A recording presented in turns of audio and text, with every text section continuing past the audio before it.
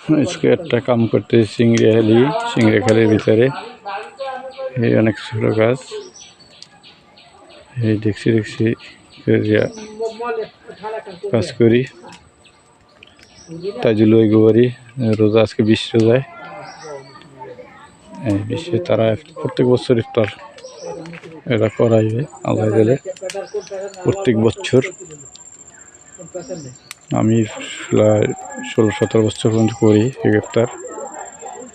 কাজ করি এই জন্য আজকে বড় কাজ একটা রাখতে পারিনি